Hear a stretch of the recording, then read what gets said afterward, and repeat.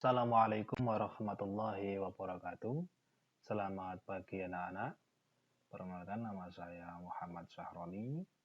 Di sini saya akan menyampaikan yaitu materi tentang pendidikan karakter di hari ketiga masa pengenalan lingkungan sekolah di SMK Dwi Dharma Boyolali.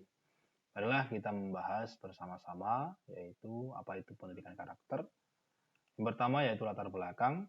Karakter bangsa merupakan aspek penting dari kualitas sumber daya manusia karena turut menentukan kemajuan suatu bangsa. Karakter yang berkualitas ini perlu dibentuk dan dibina di usia dini. Mengapa?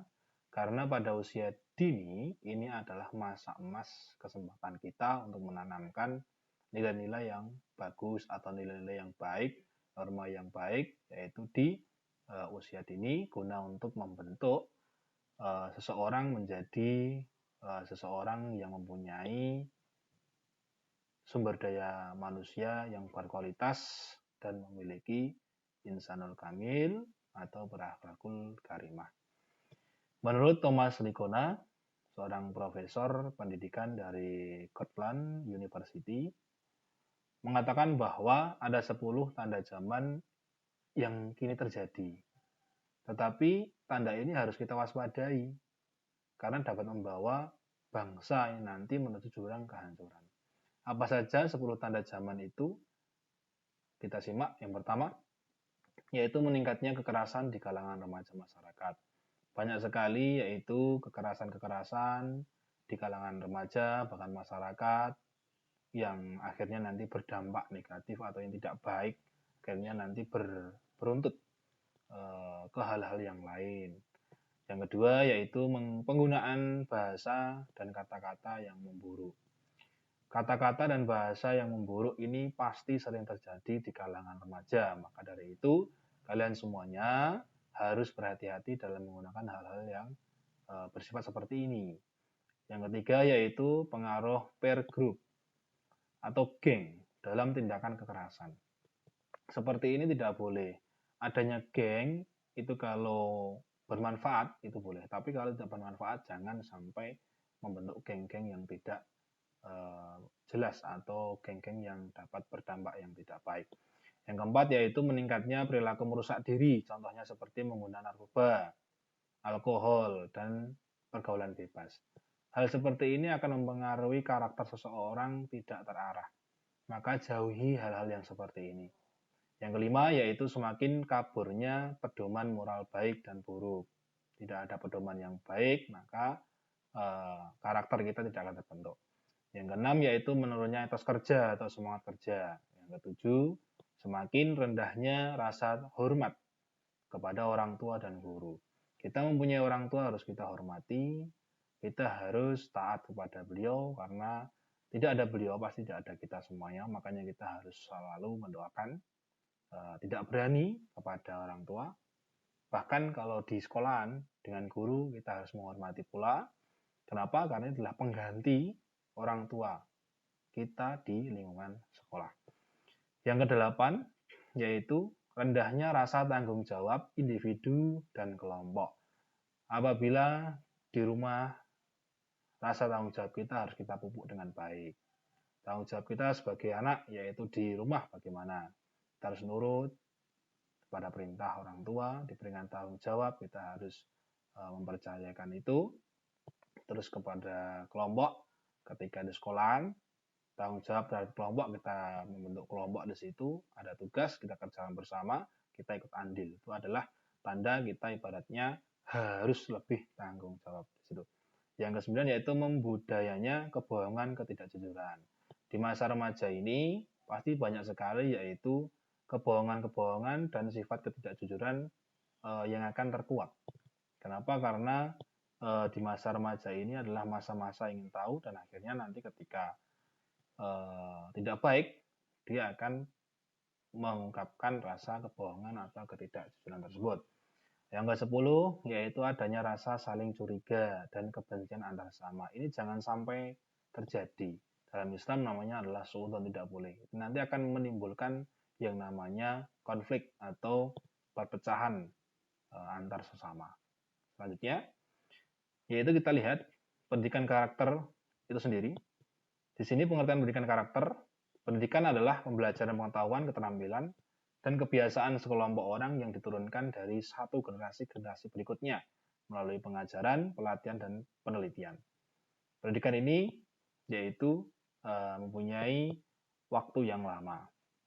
Jadi seorang itu akan dididik, baik itu pengetahuan, keterampilannya, yaitu untuk mempersiapkan generasi berikutnya, yang lebih baik pastinya. Karakter itu sendiri adalah sifat batin yang memengaruhi segenap pikiran, perilaku, budi pekerti, dan tabiat yang dimiliki manusia atau makhluk hidup. Ini adalah karakter. Jadi bisa disimpulkan bahwa pendidikan karakter adalah merupakan bentuk kegiatan manusia yang di dalamnya terdapat suatu tindakan yang mendidik, baik dari aspek pengetahuan, keterampilan, untuk membentuk pikiran, perilaku, budi pekerti yang dimiliki manusia diperuntukkan bagi generasi selanjutnya. Dan akhirnya nanti apa? Generasi selanjutnya itu akan memiliki karakter yang sudah terbungkus rapi, karakter yang sangat baik untuk melanjutkan ke jenjang yang selanjutnya. Selanjutnya, anak-anak, kita bahas di sini yaitu tujuan fungsi media pendidikan karakter. Yang pertama, tujuan dari pendidikan karakter sendiri yaitu mengembangkan karakter bangsa agar mampu mewujudkan nilai-nilai luhur Pancasila. Pendidikan karakter sebagai pilar kebangkitan bangsa. Raih prestasi, junjung tinggi budi pekerti. Ini adalah tujuan dari pendidikan karakter itu sendiri.